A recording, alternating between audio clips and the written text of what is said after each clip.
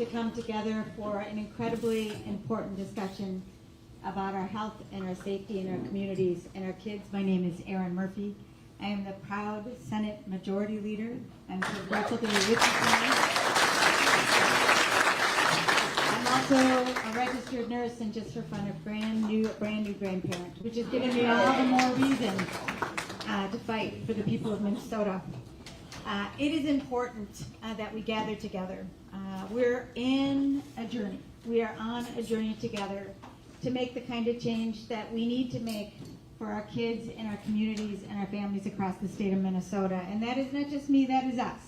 And that's why I want to make sure and say I am so grateful that you're here to take up this assignment and this very, very important work for the people of Minnesota. I want to thank IBEW for opening up the hall for us tonight so we are able to be here. Thank you, my brothers and sisters in labor.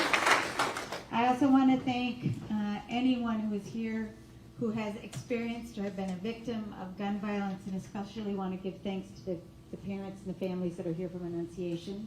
Thank you very much. Your presence, your experiences, and your stories are painfully important in this fight. I can't thank you enough for being here again tonight. And to everybody who plans to make a difference, thank you. Mass shootings are becoming embarrassingly common in the United States of America. They are. And from my perspective as a nurse and as a healthcare professional and as a policymaker, this is a public health crisis, and it is something we need to work to end through prevention and harm reduction, and policy making is a part of that work. I have long believed in our ability together in a democracy where we have the power together as people to make change, that this is an issue that will require and we will succeed by using the powerful tools of organizing, of pushing policymakers who are not quite with us, and bringing all of that to bear on the law changes that we want to make. And the reason why I believe in it so deeply is because I see it happen over and over again in Minnesota.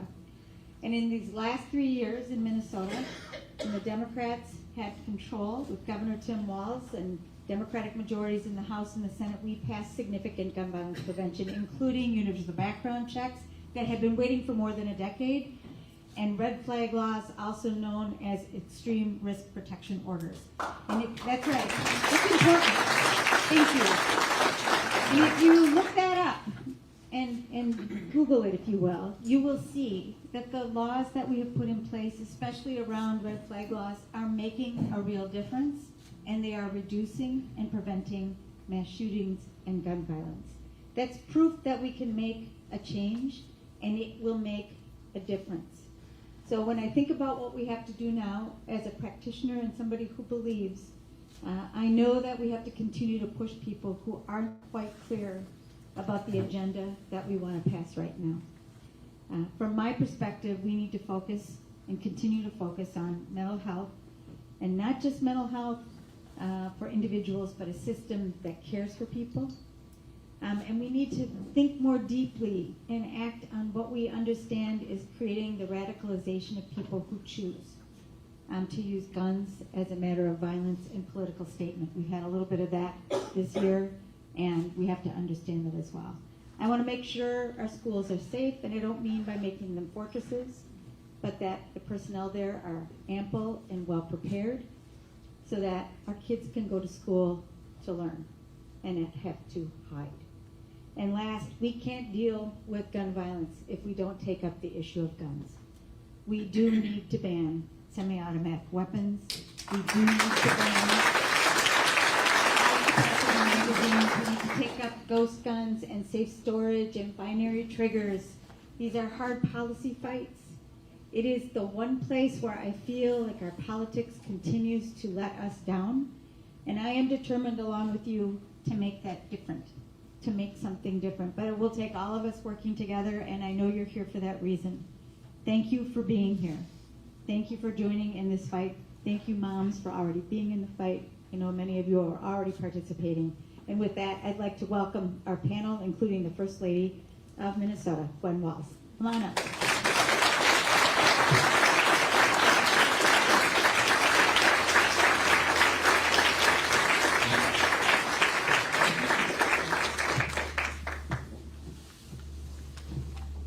Hi, good evening. Thank you so much for being here this evening. My name is Maggie, and I am the Executive Director of Protect Minnesota, which is the only state-based gun violence prevention organization here in the state of Minnesota. And I'm very proud to be moderating this evening this panel of experts, advocates, and folks who have been in this fight for a very long time. And before we get started, I just want to tell you a little bit about myself. I am a survivor of gun violence, and I'm also 30 years old. And that might not seem super relevant, but what that means is that I started kindergarten in 2000, which is the year after Columbine happened. So I grew up doing lockdown drills. I have a specific memory of my kindergarten teacher putting tables in the closet so she could fit more children in the closet on top and under the table and out of sight. And that was 25 years ago, and in the time that I've had to go through school, graduate college, get almost a decade into my career, school shootings are even more prevalent than they were when I started. In the past 25 years, it's very clear that not enough has been done to make any kind of progress on this issue. I also want to tell us just a little bit about what the landscape of gun violence is in our state. Last year, there were 572 gun deaths here in Minnesota. There were mass shootings. There were also 72% of those deaths came from firearm suicides. There were acts of community gun violence. There were children's lives who were lost to accidental discharges, unintentional discharges of firearms left unsafely secured. So when we talk about gun violence tonight, it's very important that we talk about all of the solutions to all of the ways that gun violence is present in our communities. And I do just want to welcome and thank again the Annunciation parents for being here, for sitting in the front row, for their presence, their continued advocacy. I can tell you as a survivor, it is so difficult to show up again and again and tell your story again and again. It weighs on you, it's hard, it's exhausting, and these parents have done it over and over and over again. It's incredibly courageous. It's beyond what we could have asked of them, and we're just so thankful for the coward and the grace that you approach this work with. Thank you for being here. And with that, I'm very excited to welcome and introduce our panelists. Here sitting next to me is Minnesota's First Lady, Gwen Walls. She's been our First Lady since 2019, and she's a lifelong educator and gun violence prevention advocate. She's a former English teacher in Mankato, and she spent her career working to ensure that every student has the opportunity to learn in a safe and supportive environment. As First Lady, she's taken an active role in education issues and gun violence prevention, believing that safety is a prerequisite for learning and thriving. Drawing on her experience in the classroom, First Lady Walls has championed common sense gun safety measures and community partnerships that protect students and educators, reflecting her deep commitment to education, equity, and public safety across Minnesota. Thank you for being here.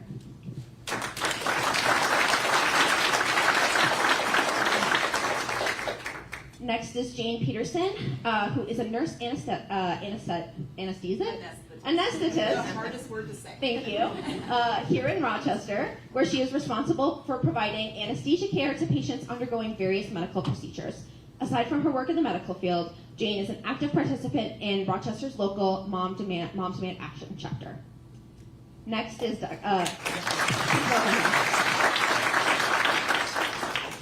Dr. Robert Hyde. Dr. Hyde is an emergency physician here in Rochester. He holds a BA in sociology from the University of Pennsylvania, an MA in sociology from New York University, and earned his MD from the University of Massachusetts Medical School. At Mayo, he is active in faculty roles, professional societies, and curriculum initiatives within the Department of Emergency Medicine. Thanks for being here, Dr. Hyde. And finally, we have Simon Glasser, who is a longtime educator and community advocate based here in Rochester with over 30 years of experience teaching and organizing in public education. He holds a bachelor's degree from the University of Wisconsin-Madison and a master's in education from the University of Pennsylvania. Simon currently is an English teacher in Rochester Public Schools and is vice president of the Rochester Education Association. Thanks so much for being here. So the questions that I'm going to ask tonight were drawn from those that you submitted online when you registered for this event. There was an option for you to submit questions that you had, and many of you had very similar questions, and we kind of amalgamated those together to try and get at as many topics around this issue as we possibly can tonight. And with that, let's dive in, and I'd like to start with you, First Lady. Oh, and we're going to let you all have 2 minutes of opening remarks, which was not here in my TikTok, but that's okay. I would love to give you all the opportunity to introduce yourselves. Thank you.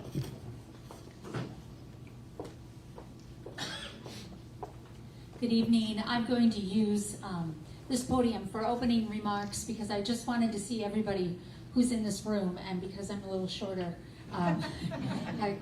so I'm saying hi for the whole for the evening, and good evening, and thank you for being here tonight, and for showing up, and for caring, and for believing that we can keep each other safe. Seeing you all here gives me hope that Minnesotans are still willing to do the difficult, the human work of looking out for one another. In Waconia last month, hundreds came together in an event like this. They came together to face this issue side by side. And that's what I see in this room. Annunciation parents, teachers, first responders, survivors, young people, all of us joining together, working together to insist, no, to demand a safer Minnesota for those people, for everyone, for those we love. Now, as a teacher, I have seen what fear can do to a child. Anyone knows what that does to learning who's become an educator. When kids don't feel safe, it is hard to learn. Right? Things actually happen in your brain that make it more difficult to learn, let alone dream. And as a mother, I know how every single parent carries this same dream, that their child grows up free to learn, to get home safely, and to just be able to be a child. And that's, for me, part of what this work is all about. Now, we know what works, and we know what can solve the problem we're facing. We're seeing this in other states, and I believe we can do it here in Minnesota. States with stronger common sense gun violence prevention laws have fewer gun deaths, and that is the truth. So let's build on who we are and what we value, and let's get this done. We are people, we are parents who value safety and responsibility, and we are community members who are ready to take the next step in caring for our children, for our families, for our community, and for our state. So tonight, let's commit to keep going. Let's keep organizing. Let's keep speaking up. Let's keep showing up. And let's keep caring out loud. I know this. When Minnesotans fight for gun violence prevention, we save lives. Thank you.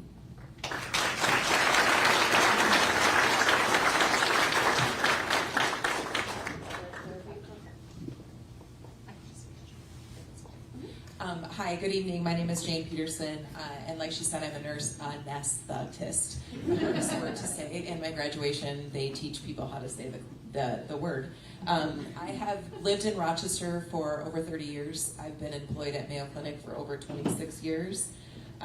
Between my husband and I, we have 5 children that are in the school district here in Rochester, or have gone through the school district in Rochester. And I joined Moms Demand Action in 2022 after the Uvalde shooting. Basically, I Googled, what can I do as a concerned parent, and Moms Demand Action came up. And I've been with them. My mom actually was already a member, and so my mom and I go together, and I feel like I'm actually doing something to hopefully affect some change. Personally, in 2016, March of 2016, I was at work. I worked in a hallway that had thoracic surgery in it, and we were told we were getting an emergency, and I was the lead anesthetist in the hallway, and so I ran into the OR and started setting up the OR, and a woman came from the ED directly to the OR, bleeding. You know, you had those nightmares of blood dripping off the bed as the patient rolled into the OR, and we were able to save her. She was shot twice in her chest. We were able to get her on the cardiopulmonary bypass machine and find the bullets and save her life. And it is still somewhat of a nightmare for me, let alone thinking of what happens in Rochester if we have a mass shooting and how that will affect my colleagues in the OR. It's very scary. That's why I'm here.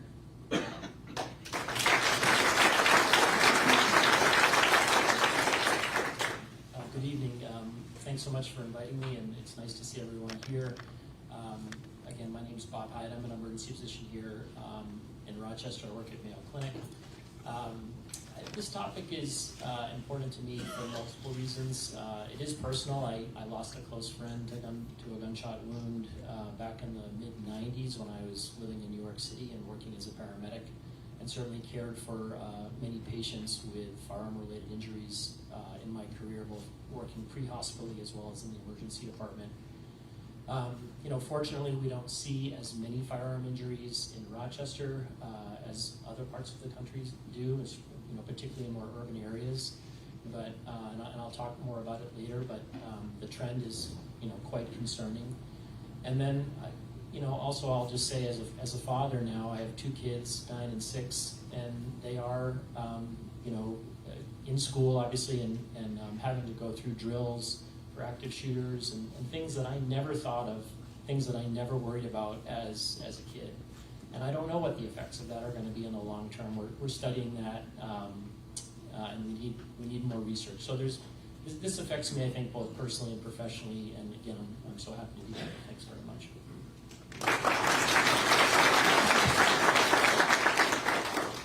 So again, my name is Simon Glazer. I teach here in Rochester at John Marshall High School.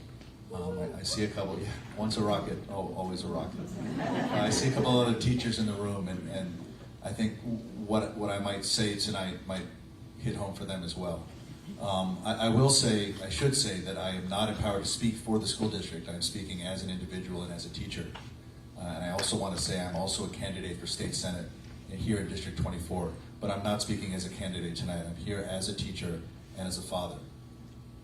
I've been teaching for 30 years in several school districts, and I've had the terrible tragedy of attending 2 funerals for students who died of gun violence. Not in schools, both outside of school. And those experiences have been haunting for me. I've also had a student taken out of my classroom, not here in Rochester, who had a handgun in his backpack. And I still think about that as well. But what haunts me even more than that is the daily experience of existing in a public school today, living every day with the fear that this could be visited upon us. I think about it, my students think about it, and I think it's long past time that we started to have this conversation, and so that's why I'm here tonight.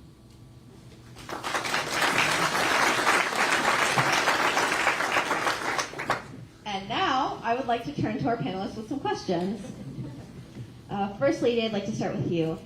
Why are we here today, and why are conversations about gun violence prevention so important? Going around the state, what are you hearing from families about gun violence? Well, gun violence, as most all of you know in this room, has become an epidemic, claiming more young lives in our country than anything else. And just months ago, the Annunciation community experienced an unimaginable tragedy.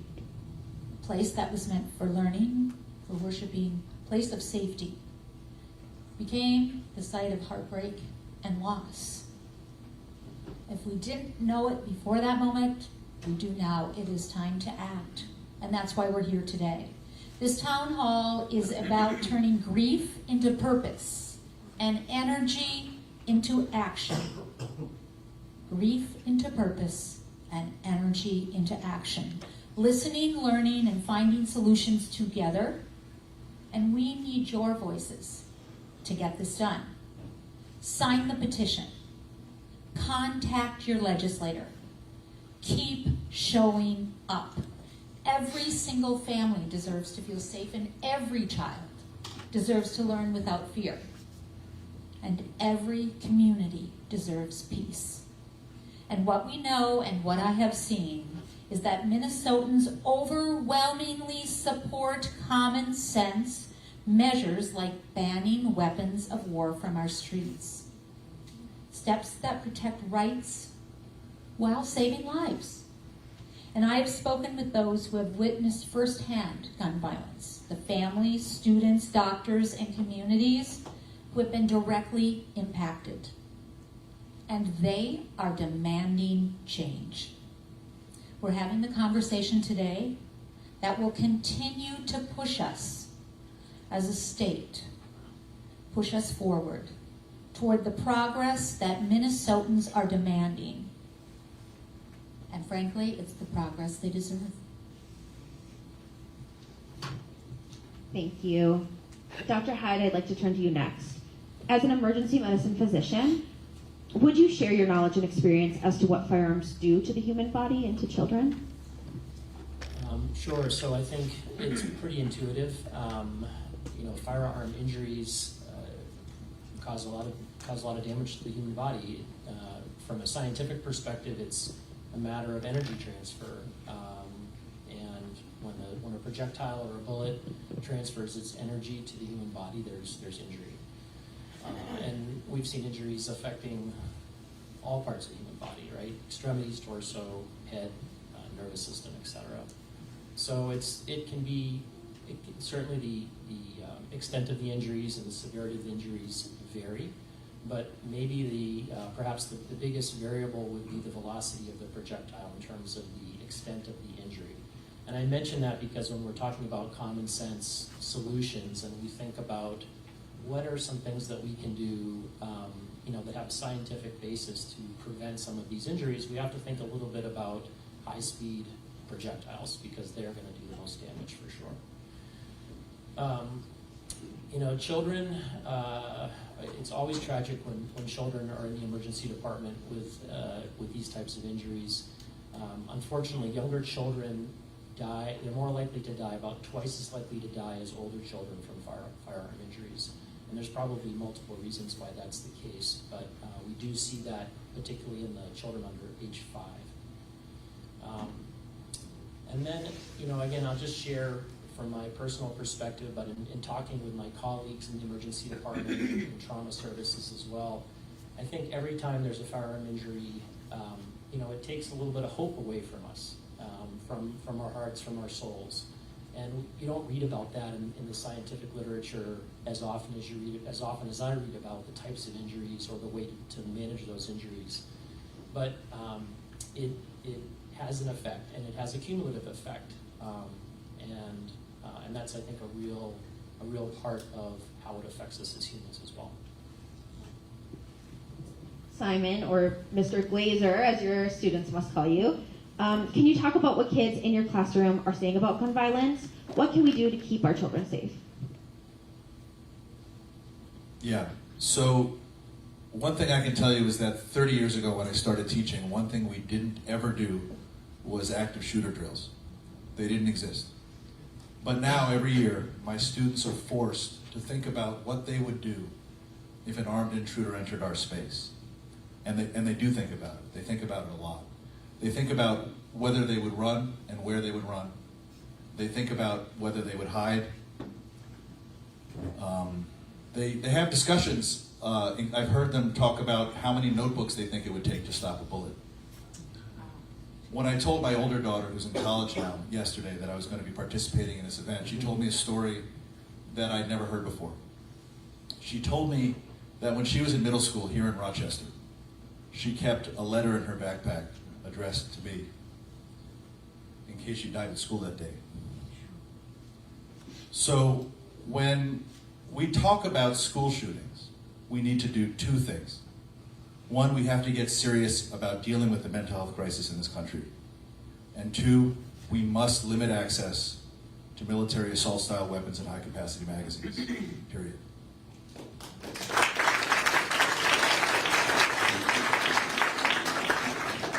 Thank you, that's very effective.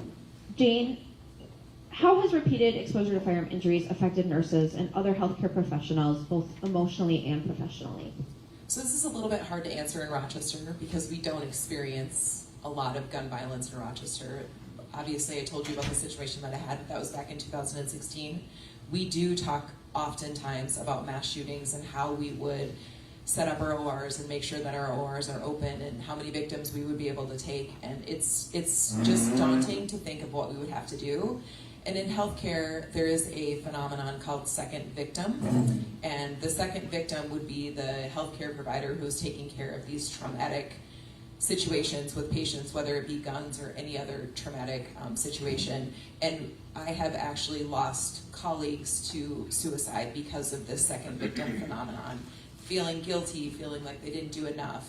And that is kind of where we stand as with my group of colleagues, and that we just need to be able to support each other. But again, we're pretty fortunate in Rochester that we don't experience many, hopefully it will continue that way. We have not experienced a lot of gun deaths or a lot of shootings in Rochester. I'm a little different than Dr. Hyde because I work in the OR, he's in the emergency room, so. Thank you. First Lady, I'd like to turn back to you. What is stopping us from banning assault weapons in our state? And how do we know that such a ban will actually save lives? How can we, as citizens, everyone here in this room, help pass gun violence prevention laws here in Minnesota? These are important questions. Let me just start with this, that assault weapon bans undeniably save lives.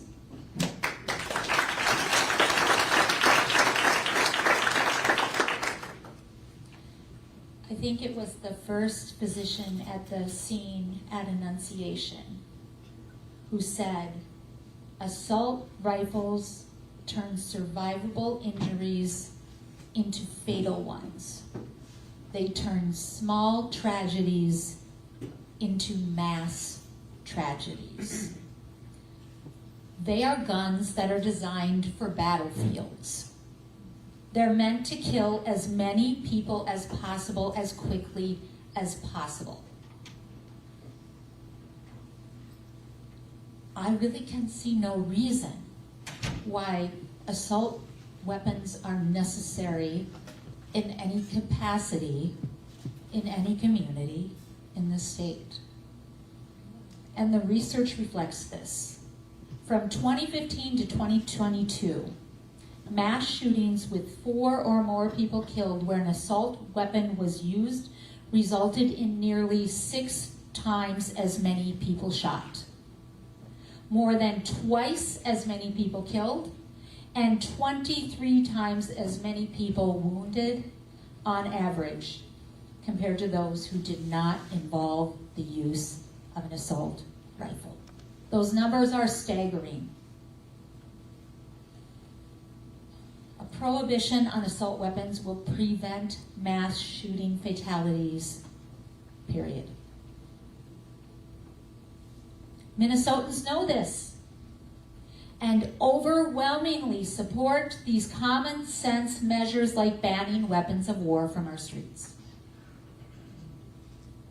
And Minnesotans, we have made progress to strengthen our gun safety laws and prevent tragedies before they happen. We have made some progress, but too often progress stalls, and inaction allows this cycle to continue. Right now, we have a Speaker of the House who happens to be running for governor, who has said that she will not allow this vote. There will not be a vote, she has said. And Republicans have made it clear that they are not interested in having a discussion around guns. I am not trying to be partisan. I am just giving you the facts. I'm also going to let you know that I don't accept that answer.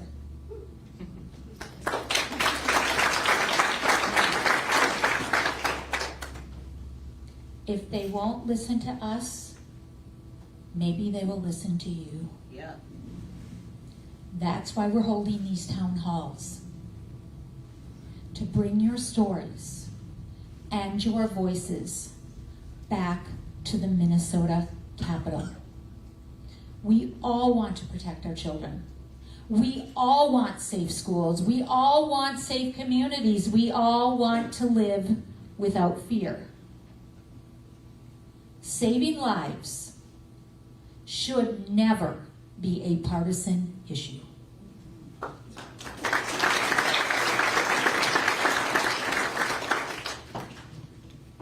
I know it seems like this is a huge problem and that maybe you're not sure how to make a dent in it, but I want to assure you, every single thing you do makes a difference. Every time you show up, every time you place your name on a petition, every call to a legislator, every email to a legislator, every time you support one another, it all matters. I have learned in my life at the state capitol and for 12 years prior to that at the nation's capital, you don't know what breaks the log jam.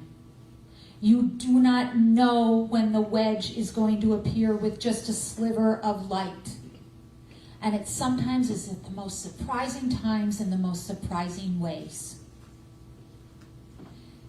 But it's unpredictable. And so we must continue to apply that pressure in every single way we know how. And we cannot give up, even though it may feel like we are not making a dent in this. I am telling you, it matters. Every single thing matters. Every single thing matters. Thank you. Dr. Hyde, I'd like to turn back to you. Recently, we focused on mass shootings and homicides, especially given the violent episodes that happened in Minnesota this summer. But, as we discussed at the beginning a little bit, death by firearm is not only mass shootings and homicides. Can you speak to how you view this issue as a broader public health crisis? Sure. So I think there are numerous societies, medical societies, government agencies that have already declared this as a public health crisis. To me, that's not news. We've known this for quite a while. I actually think of firearm injuries as a disease. That's how I conceptualize it in my head. But the data, I think, is there to certainly support that, and the trend of the number of injuries and fatalities that we're seeing is concerning. So the most recent numbers I could see were from 2023. We had something like 48,000 deaths in this country from firearms, and it's the burden of firearm injuries in this country is far outpaced other comparable countries. So when you do the math on 48,000 people dying per year, that's like 100 to 120, 130 per day. These numbers are just kind of hard to process because we're talking about so many people.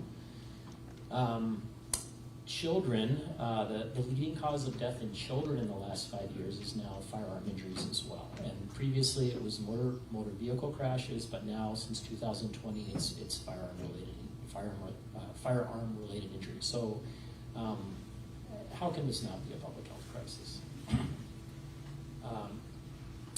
I also think a little bit about the consequences of these numbers and kind of how that affects all of us. And certainly from my perspective in the emergency department, we have immediate life threats that we have to care for. We have prolonged hospitalizations. We have ongoing struggles that patients and their families have with injuries that last weeks, months, years, right? Lifetime. And the younger the patient, the longer that duration of morbidity lasts. So these are not discrete little episodes that happen and we don't have to think about them anymore. They go on for a long time. And that doesn't even reflect, again, the psychological or mental health effects that it has on the survivors or the family and the friends of those patients that are injured as well. And then I also think that this is a public health crisis because, and you don't have to have been a victim yourself or known someone, but you can just read about what's happening and you can feel affected by this. And some of it, I think, is due to the fact that violence in our society, in our culture, now is almost become acceptable. We see violence all the time in movies, we see it on video games, right? We see it, our heroes and these stories and books are solving conflicts through violent manner. And it's become, I hate to say it, but I feel like it's become acceptable. But we know in our own home, with our own families, it's not acceptable. And so we have to find a way to challenge this this culture of violence in our society. And I think until we do that, we're going to continue to struggle with this as a public health problem. And consequently, as a result of as much firearm injuries that we're seeing, I think it's eroding our sense of safety and trust in the community. And I think we need to tune into that a little bit as well if we're gonna tackle this as a public health problem. Thank you. Simon, I'd like to turn to you, and I'd like to ask you a little bit more about what Dr. Hyde touched on. What do you think we can do to reduce political extremism and politically motivated violence, and what roles do teachers have in doing so? Is that all? Small question. I have a lot to say, and I think in addition to what I think, in reaction to what Dr. Hyde says, I think even more than a culture of violence, because I don't think that's new, right? They were saying that about my generation, that our video games are too violent. What I see different as a teacher is not so much a culture of violence, but a culture of anger that has become acceptable to express in ways that it was not acceptable in the past. And that I think has been a big change. But I want to try this. Just by a show of hands of the people here. If you please raise your hand if you've ever heard in any conversation about gun violence, whether it's in person or online, that guns aren't a problem, that this is a mental health issue. Raise your hand if you've heard that. Right? Okay. Well, too often that's used as a way to stop the conversation. Right? Well, what can we do? It's the cost of doing business. Right? This is a mental health problem. And it is. Here's what we're seeing in schools, because this is true. We are seeing a mental health crisis unlike anything we have ever seen. But that can't be the end of the conversation. That has to be the beginning of the conversation. What do we do about that next, right? What is our response to this mental health crisis? Because we have to have a response. That can't be the thing that shuts the conversation down. It's got to be the beginning. And the answer is it's going to take some money, at least in schools, right? We need mental health care. We need more counselors. We need more mental health professionals that can provide the kinds of interventions that can help those kids that are feeling so angry and isolated. And it needs to happen immediately. And that's going to take a lot more help. And that's not free. And believe it or not, class size plays a role in this as well. We have some school board members here. I'm talking directly to you. Class size is a function of cost, right? You can only hire a certain number of teachers. That determines how many kids you have in your class, right? But if I had 22 kids in each of my classes instead of 30, I would have the bandwidth to know when this student needed an intervention, especially the quiet ones who can go under the radar for so long. That I would know who needs a referral to the office to get some help that they need, to intervene when I see a student who might be going down a dark path, but we're stretched too thin. On top of that, there's other things. I mean, in the English language arts curriculum, in the state standards, we teach media literacy, right? We do spend a good amount of time trying to give our students the critical thinking skills that they need to critically evaluate what they're finding online, to tell information from misinformation, and how to cope with that information. We're doing that, and we can do it more. And the other thing that we need to do is we have to be teaching our kids to view the world with curiosity instead of anger. And that's where also the social emotional learning curriculums come in that have come under fire. But if we can teach our kids how to process their emotions in a safe and healthy way, we can prevent them sometimes from going down some very dark pathways and feeling so isolated and so powerless in their own lives, which can lead, as we know, to violence. So my very long answer to a very complicated question is, there are things that we are doing, and there are things that we can do, but they're not free. It's going to take money. We're going to need more funding. And 30 years of education tells me that fully funded schools are safe schools. And I believe that.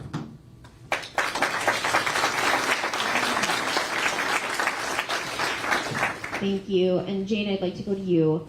We talk a lot about gun violence as a criminal justice issue. Can you talk a little bit about why you as a healthcare professional see gun violence as a healthcare crisis as well? So I do think a lot of it does have to do with mental health. But it's mental health and the accessibility of the guns, right? It's not just mental health. But the thing that we talk about, and I talk about with my colleagues in healthcare, is that this is a preventable thing.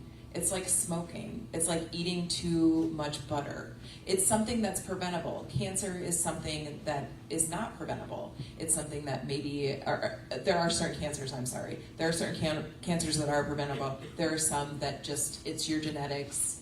Some people can't, it doesn't matter how much butter they eat, they're gonna get heart disease because they're genetically prone to that. Guns are a preventable issue. We just are choosing not to prevent them from being in our society.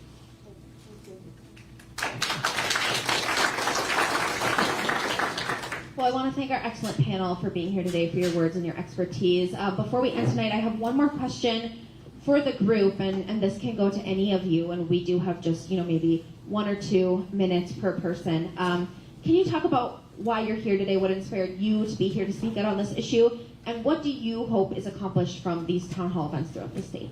Does anyone want to go first? I'll go. So I spoke a little bit about my history in the classroom and how gun violence has touched me and my students personally.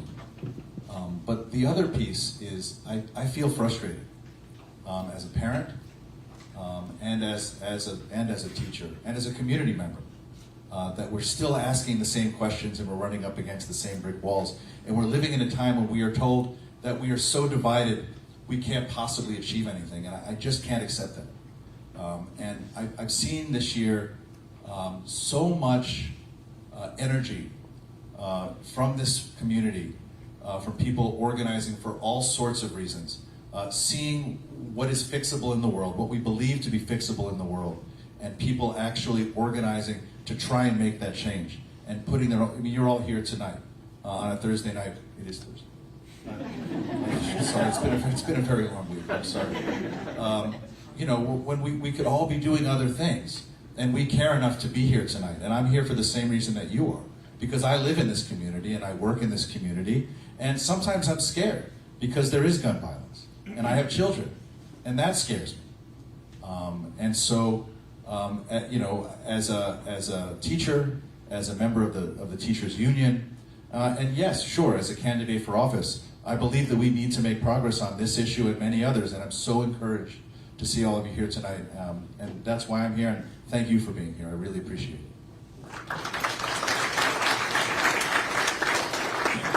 You should never ask an emergency physician what day of the week it is. We work all kinds of hours. We go home the next day. I never know myself. Just very briefly, I would be remiss if I also didn't comment on mental health a little bit. I gave you some numbers about the number of fatalities. In Minnesota, more than half of the deaths related to firearms are from suicide. And we see certainly more of that in Rochester than we do of assaults or homicides. So it's a really big issue. Not every patient on my shift, but I would say more than once on a shift, I'm asking about firearms. I'm trying to find out what is the risk of someone hurting themselves. So it's a very topical issue for us in emergency medicine, certainly in public health and other specialties as well. And then I agree, again, as a father, I'm worried about when it's going to happen, not if it's going to happen, with the trend that we're currently seeing. And we are taking, as you've heard, right, we have numerous plans at the hospital and in the community for what we're going to do when it happens. I hope it doesn't happen, but I have to prepare for when it is going to happen, and that's tragic and scary, and all, you know, all those types of things that go along with it.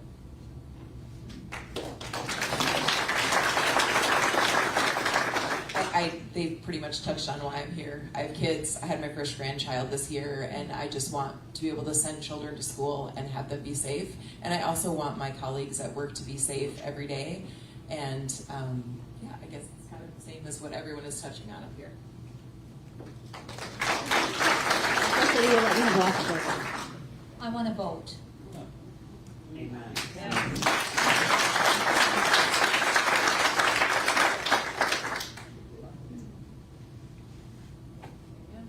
Up or down? Up or down? Go on the record. Don't mess around. Get in that special session because it is about guns.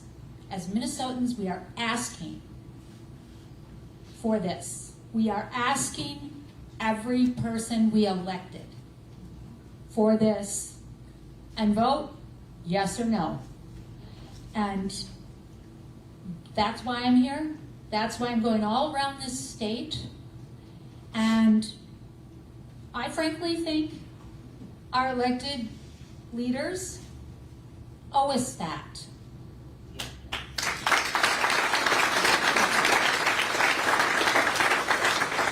But we are in a bind because we have the Speaker of the House who says on record and publicly that she will not bring it up for a vote.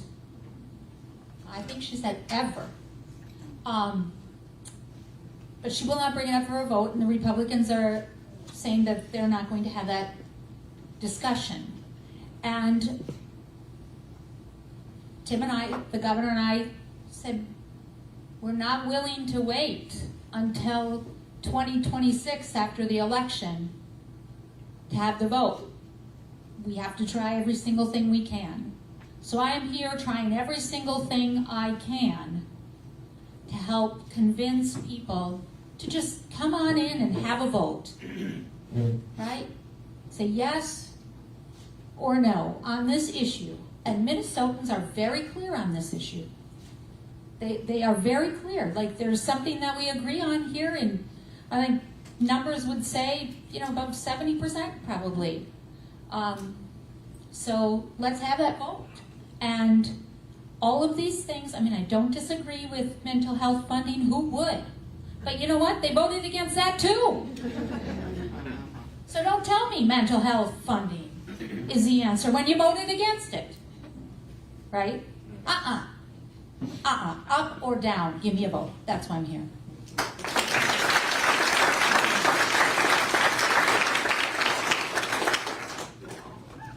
Can we have one more round of applause for our wonderful panel that are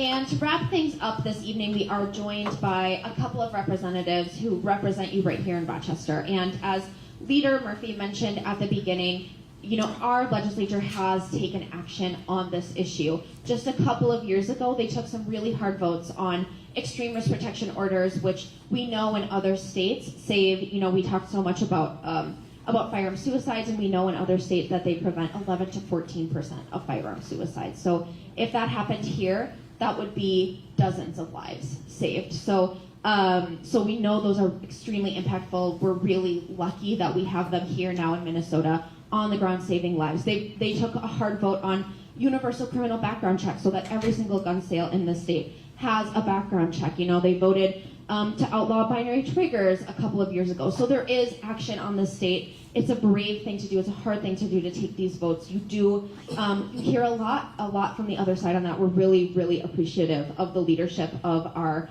leaders who are here and our representatives who take those hard votes because they have to. So without further ado, I'd like to welcome up Representative Liebling and Representative Hicks from right here in Rochester.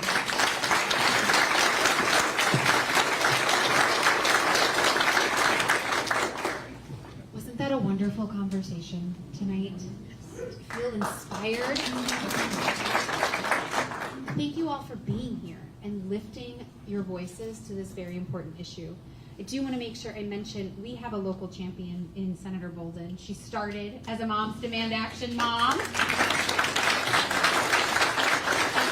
She was unable to be here tonight, but she sends her regards and wants you to know she continues to have this be one of the most fierce advocacy areas for her. Just want you all to know that. Every single one of us has a reason for being here today. And I've told this story in other places, so, and many of you know it because if you saw me after it happened, I was in tears.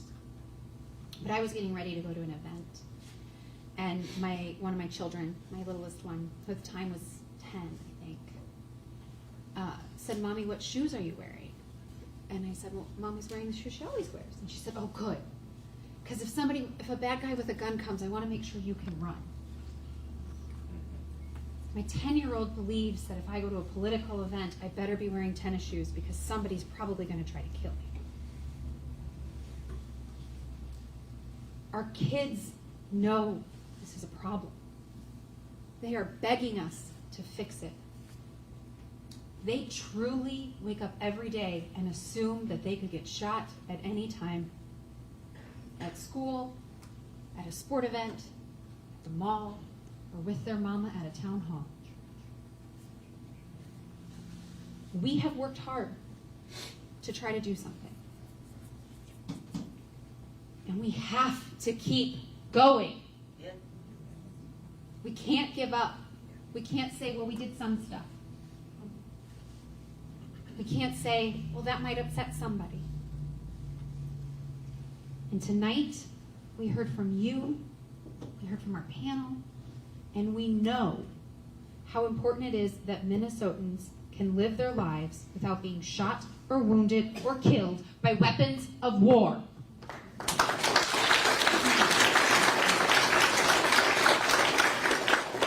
My action ask of you tonight is don't be silent.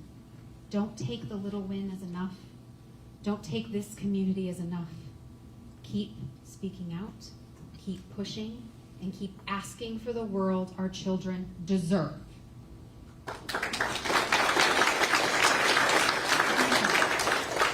I would love to ask my dear friend and colleague, Representative Liebling, to share a few words about her thoughts about this issue and announcements about our next steps. Thank you, Kim. And one real rule is never follow Kim Hicks. It's really wonderful to see so many people here tonight. But as Kim was saying, our advocacy cannot end tonight. Change will only happen when people demand it and work for it. And I know that Gwen said, you never know when the thing you're doing is going to be the thing that tips it. And that is so, so true in my experience. So we need everyone here to continue to contact your representatives and senators. And I also think this should not be a partisan issue, but clearly it is the Republicans who are standing in the way of this issue. And so locally here, Representative Dwayne Quam, Senator Carla Nelson, contact them and let them know this should not be a partisan issue. We have to do this for our children. And when there's nothing as fierce as a parent working for their child or a grandparent for their grandchildren, right? So this event today is just one in a series of town halls that are being held across the state. The next event in the Fight for Gun Violence Prevention Town Hall series will be held on Monday, November 10th in Stillwater. And you can sign up to attend at dfl.org/fight4GVP, gun violence prevention, right? The location of Stillwater will be sent in advance to those who sign up. And what a sad commentary, right? That we have to do that? That we can no longer just tell people where things are going to be because we need to worry about our safety every darn time. So please join us at that town hall and let others know about it so that they can attend as well. We DFLers at least, and I hope that some of our Republican colleagues can join us in saying this. We are 100% committed to passing gun violence prevention measures as soon as possible. We are not going to give up on that. We will keep pushing for as long as it takes.